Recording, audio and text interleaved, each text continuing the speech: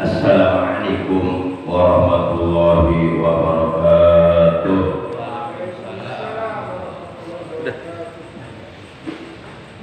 Innal hamdalillah nahmaduhu wa nasta'inuhu wa nastaghfiruh wa na'udzu billahi min shururi anfusina wa min sayyiati a'malina. May yahdihillahu fala mudilla lahu wa may yudlil fala hadiya lahu. Asyhadu an la ilaha illallah wahdahu la syarika lahu wa asyhadu anna sayyidana Muhammadan abduhu wa rasuluh la nabiyya ba'dah. Allahumma shalli wa sallim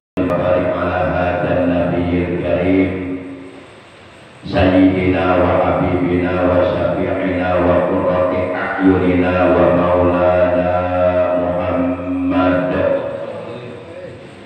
wa ala alihi wa ashabihi kiram ila akhir ayyam amma ba'd.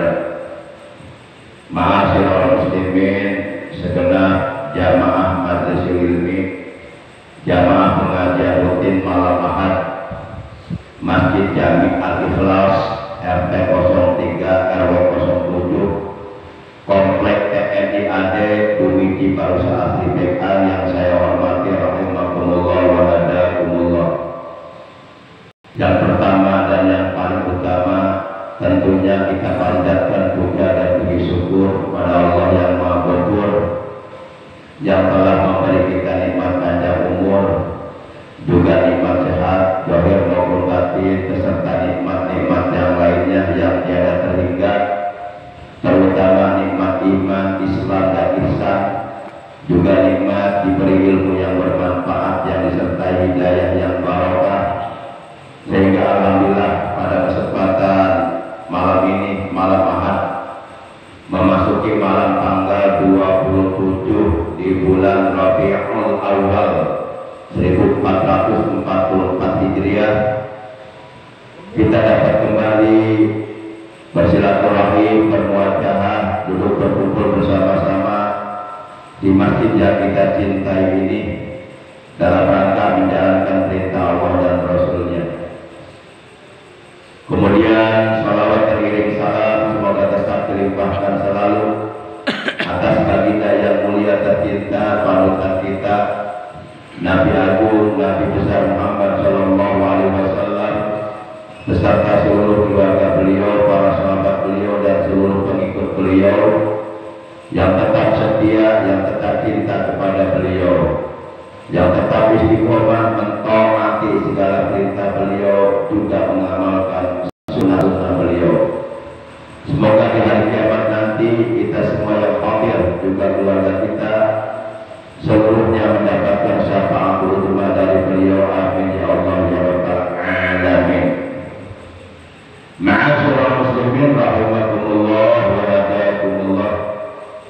Sebagaimana biasa kita awali pengajian rutin kita pada malam ini dengan pembacaan Ummul Quran dan dengan pembacaan salawat atas kasihnya Allah, yang pahalanya dari kedua bacaan tersebut kita hadiahkan untuk seluruh ahli kubur keluarga kita yang telah mendahului kita, terutama untuk kedua orang tua kita, para sesepuh kita, guru-guru kita, paman bibi kita, kakak adik kita, anak cucu kita, dan saudara-saudara kita, dan kita semuanya yang hadir, juga keluarga kita. Oleh Allah Subhanahu wa Ta'ala semoga senantiasa selalu diberikan kesehatan baik zahir maupun batin dengan kesehatan yang barokah. Yang sedang sakit semoga oleh Allah lekas disembuhkan dari sakitnya dan diberikan kesehatan yang barokah, kesehatan yang selalu digunakannya untuk beribadah kepada Allah secara istiqomah. Bitil ganiyatil Fatihah. A'udzubillahi minasyaitonir rajim. Bismillahirrahmanirrahim. Alhamdulillahi rabbil alamin. Ar-Rahmanir Rahim.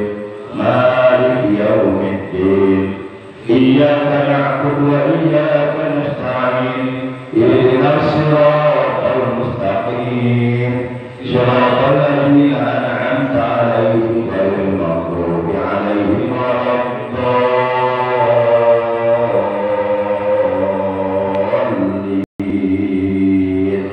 Rabbi ighfir lana amin.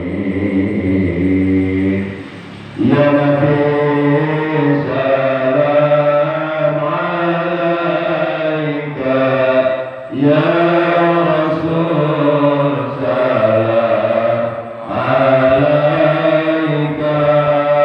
ya Habib salam 'alaika, salawatullah 'alaika, asraqal kaunu matihaja biwujudil Mustafa Ahmad wali alil kauni unsur wa surun qad tajaddada. Ya Nabi salam 'alaika, ya Rasul salam 'alaika, ya Habib salam 'alaika, salawatullah 'alaika.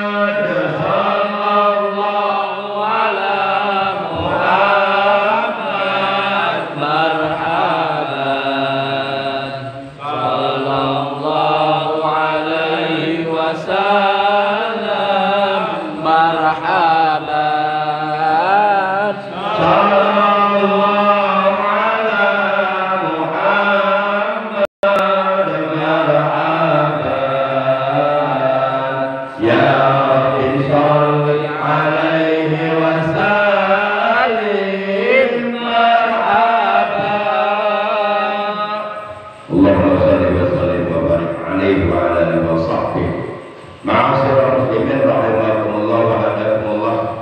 Insyaallah pada pertemuan taklim kita malam ini kita akan melanjutkan apa yang telah dibahas atau yang telah disampaikan pada malam Ahad yang lalu, yaitu mengenai 7 golongan yang pada hari kiamat nanti akan mendapatkan naungan pada hari kiamat, di mana pada hari itu tidak ada naungan apapun kecuali naungan rahmatnya Allah Subhanahu wa Ta'ala.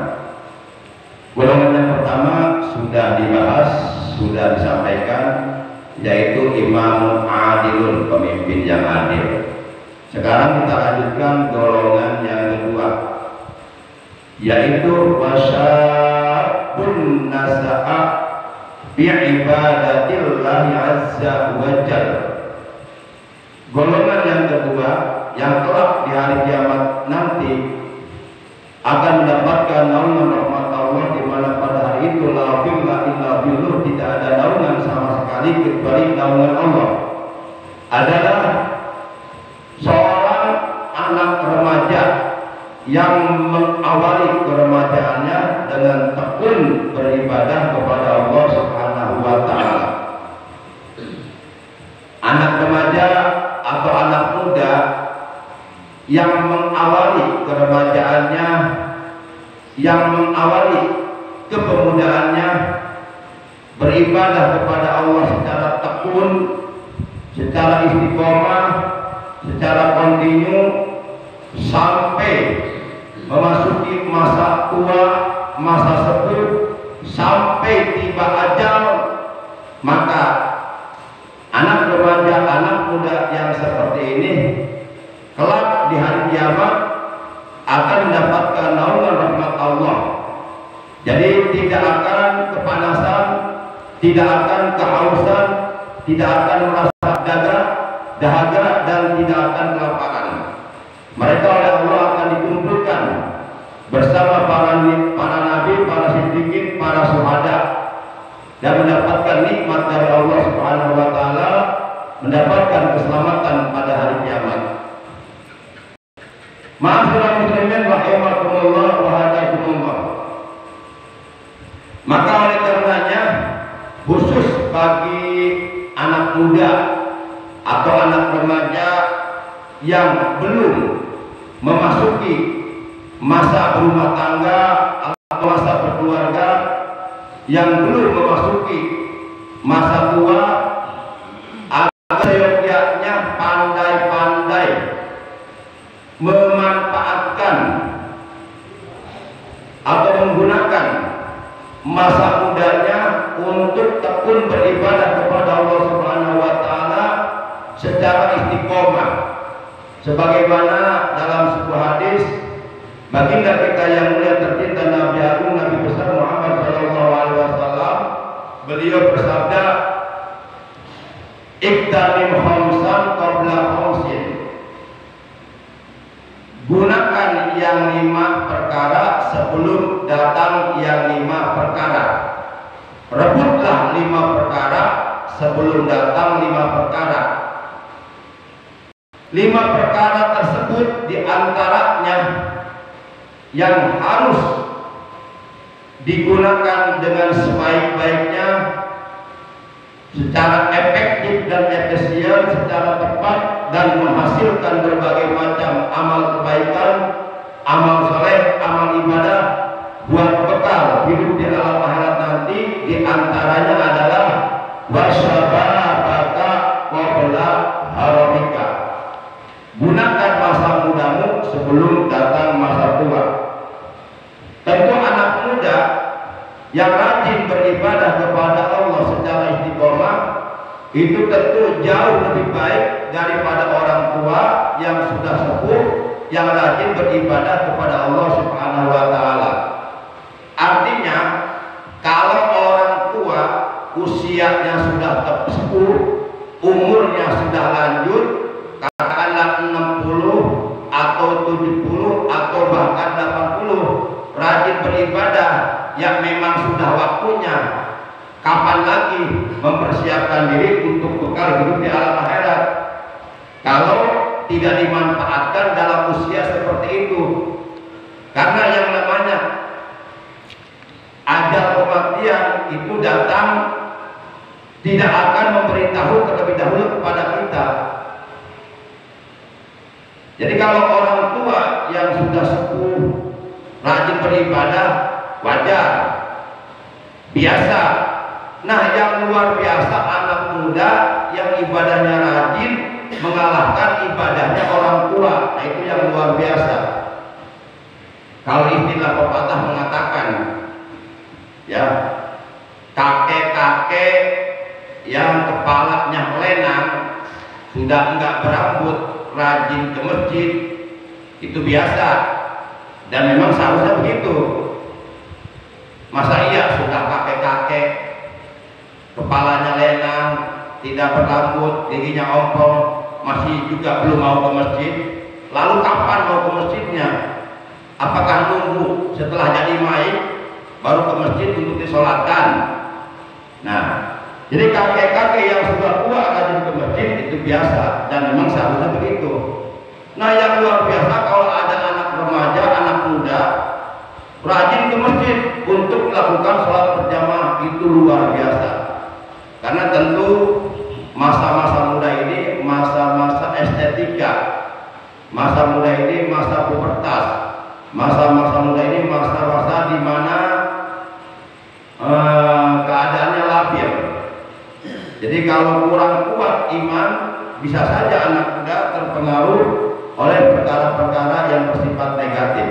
Maka ketika ada anak muda tekun beribadah kepada Allah secara istiqomah, rajin melakukan sholat berjamaah, itu sangat disukai oleh Rasulullah Shallallahu Alaihi Wasallam.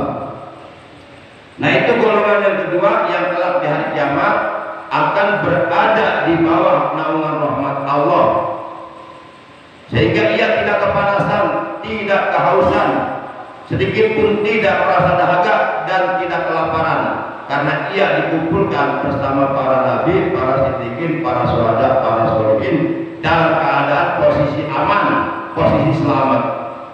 Kemudian selanjutnya golongan yang ketiga adalah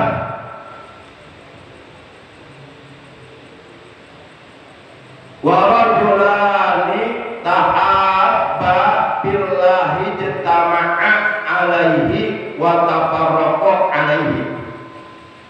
Dua orang yang saling cinta mencintai, saling kasih mengasihi, keduanya hanya karena Allah. Berkumpul dan berpisah keduanya hanya karena Allah. Yakni maksudnya diantaranya secara khusus adalah suami istri.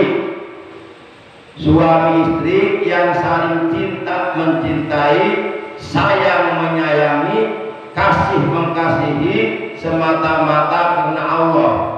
Berkumpul dan berpisah juga karena Allah. Dan memang Rasulullah SAW beliau mengajarkan kepada kita al-hubbu billah wal hubbu billah. Cinta harus karena Allah, bahkan benci sekalipun bencinya juga harus karena Allah.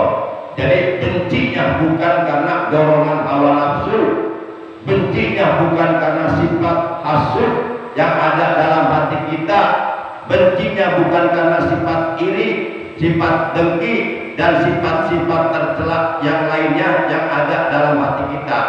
Namun bencinya pun karena Allah. Jadi orang yang beriman kalau mau cinta terhadap sesuatu atau cinta terhadap seseorang, cintanya dasarnya adalah karena Allah. Termasuk seorang suami mencintai istrinya, menyayangi istrinya, mengasihi istrinya, itu dasarnya harus karena Allah. Kemudian sebaliknya, kalaupun kita membenci terhadap sesuatu atau membenci terhadap seseorang, itu pun harus karena Allah. Sehingga apabila cinta didasari karena Allah, benci didasari karena Allah, maka cinta dan bencinya semuanya akan bernilai pahala. Mana contohnya? Benci yang didasari karena Allah.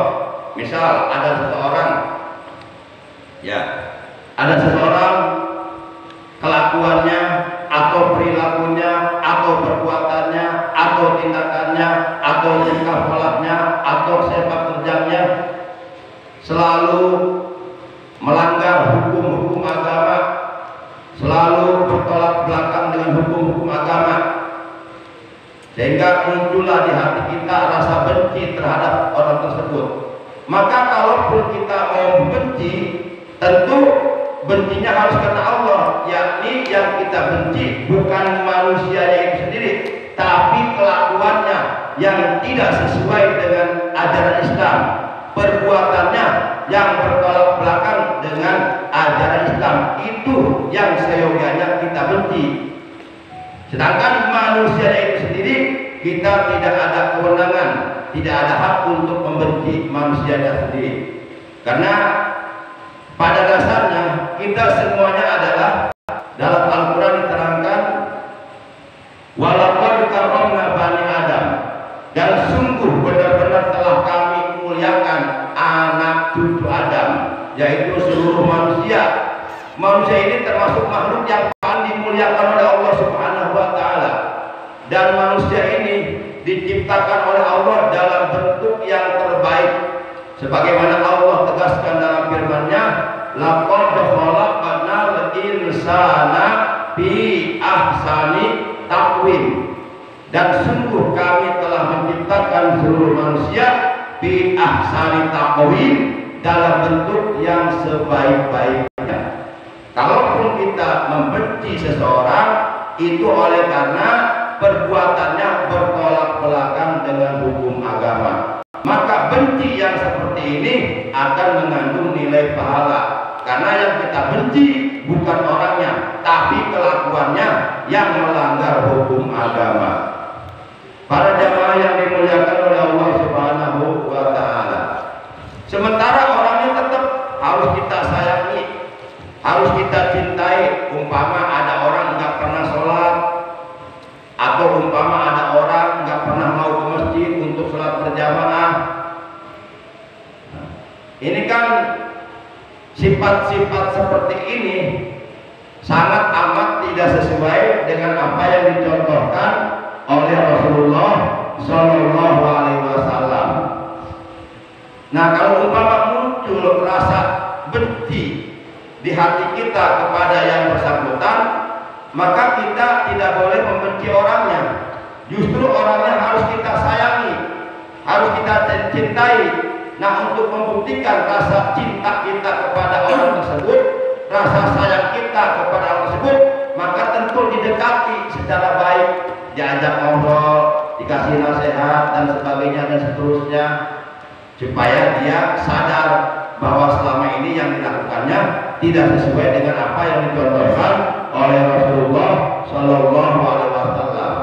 Nah, kalau kita benci, malah dia akan semakin jauh dari kita, dan kita akan semakin jauh dari dia. Akhirnya nggak akur. Para jamaah yang dimuliakan oleh Allah Subhanahu wa Ta'ala, nah itu jadi ladang dakwah buat kita. Jadi kita ada ladang dakwah kepada orang seperti itu. Itu pun kalau kita mau menggarapnya. Para jamaah yang dimuliakan oleh Allah Subhanahu wa Ta'ala, dan memang setiap kita diperintahkan oleh Allah untuk saling mengingatkan, saling nasihat, menasihati dalam kebenaran dan kesabaran, sebagaimana firman Allah dalam Al-Quran, watawa sobir akti watawa sobir sober, dan mereka saling nasihat menasihati bil akti, dalam kebenaran dan dalam kesabaran.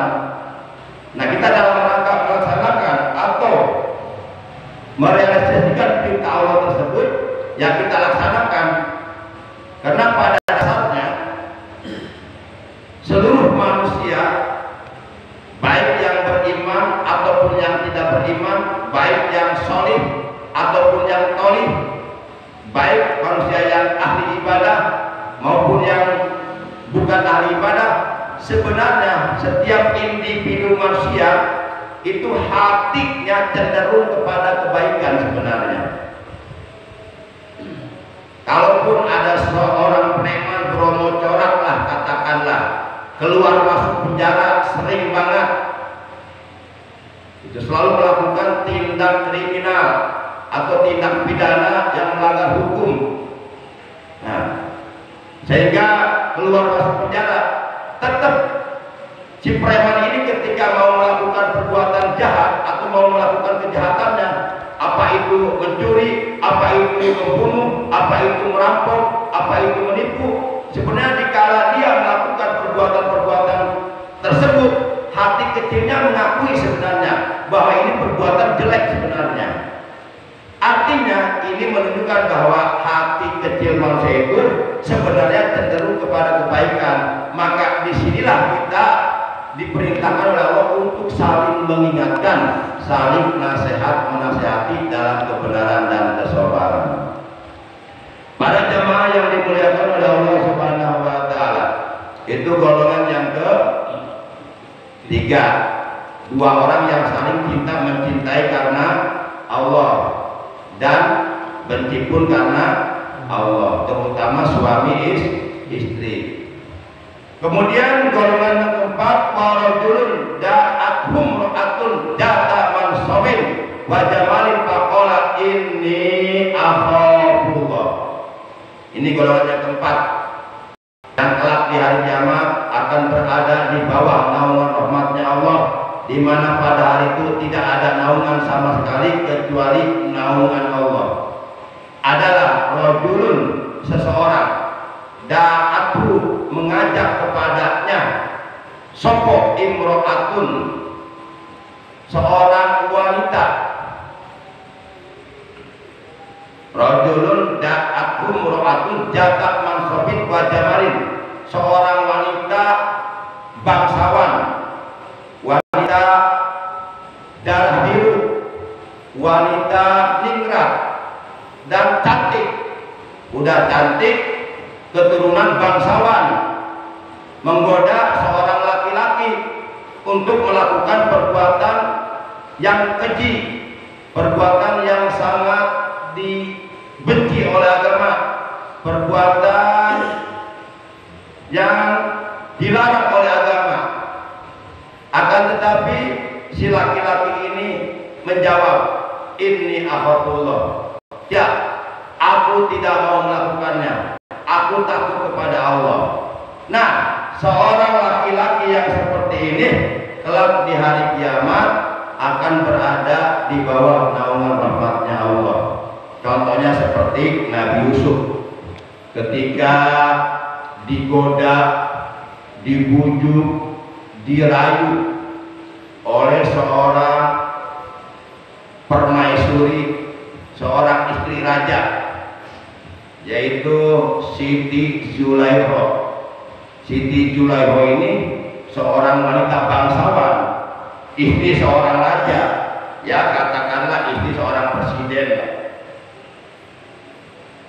Udah gitu cantik, itu jalan ini istri seorang raja, cantik jelita.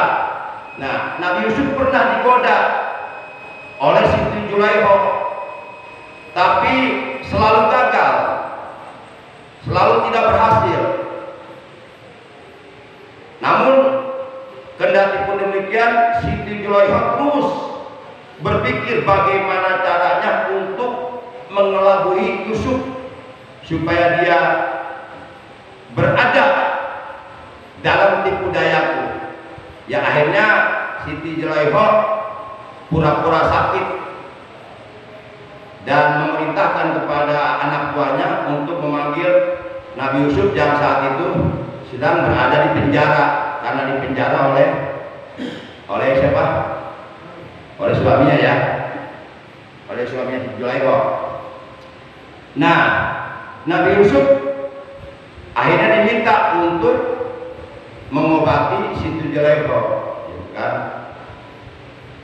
Oleh karena minta tolong, padahal ternyata Siti Zulaikha itu nggak sakit, pura-pura sakit aja, gitu. Dia punya rencana busuk pada Nabi Yusuf. Nah, begitu Nabi Yusuf masuk ke ruangan Siti Julaiha. Secepatnya Siti Julaiha langsung bangun, langsung lari menuju pintu. Pintu dikunci dan kuncinya sama dia dipegang, dimasukkan ke dalam sakunya.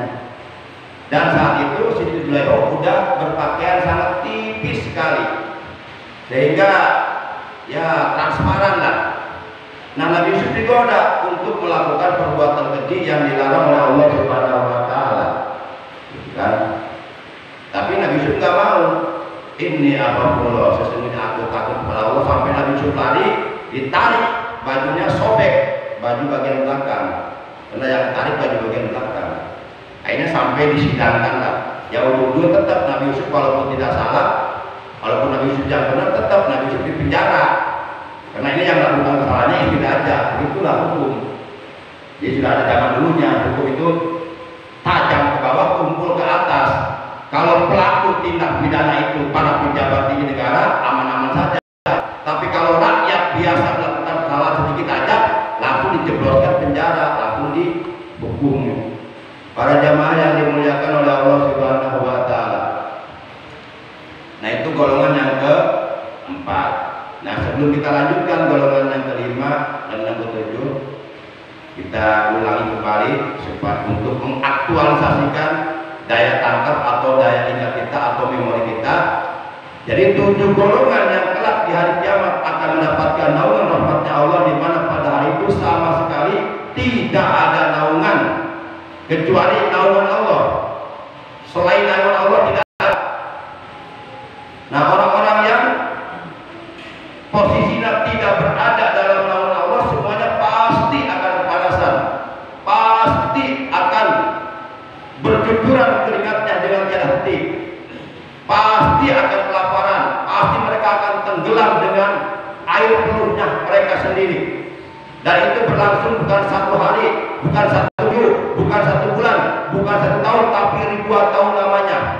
Dan di sana kita tidak akan pernah bisa mendapatkan makanan atau minuman, karena di sana di hari kiamat tidak ada orang yang jualan nasi atau warteg atau padang, nggak ada di sana. Nah, pokoknya tersiksa aja, tersiksa. Tapi yang 7 golongan ini berada dalam naungan rahmatnya Allah, karena mereka ditempatkan di bawah arasnya Allah dan mendapatkan hidangan-hidangan yang lezat, yang gurih, minuman-minuman yang segar yang dikirim dari surga. Di antaranya pertama, imamun adilun, pemimpin yang adil. Yang kedua, seorang anak remaja atau anak pemuda yang mengawali keremajaannya atau mengawali kepemudaannya dengan tekun beribadah kepada Allah secara istiqomah sampai ajal kematiannya datang merenggut nyawanya. Dan yang ketiga, masih ingat?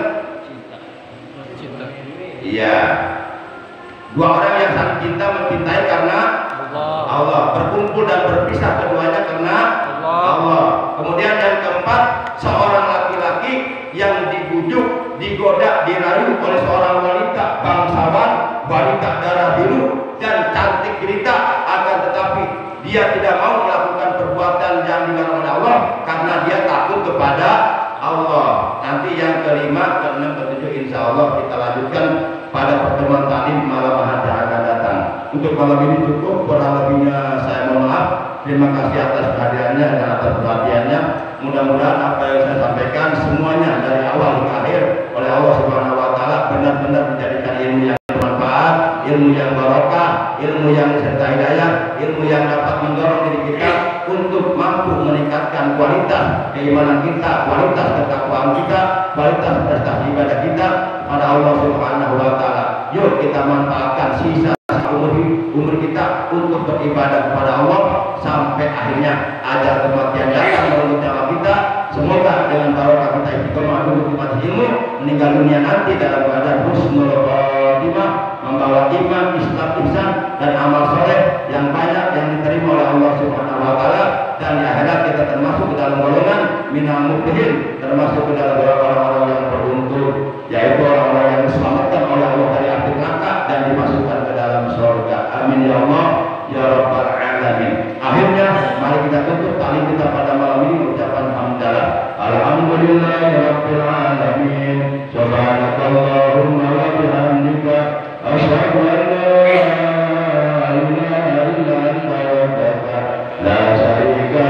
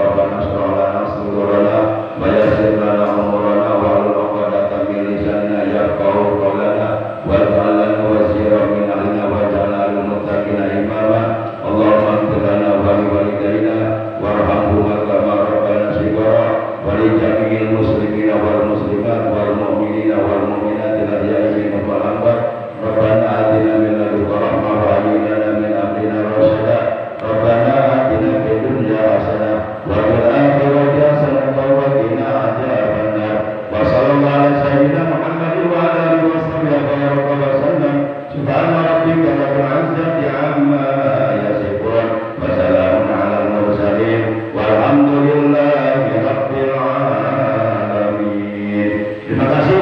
Ada Allah wa iyyakum ajma'in. Wassalamualaikum warahmatullahi wabarakatuh.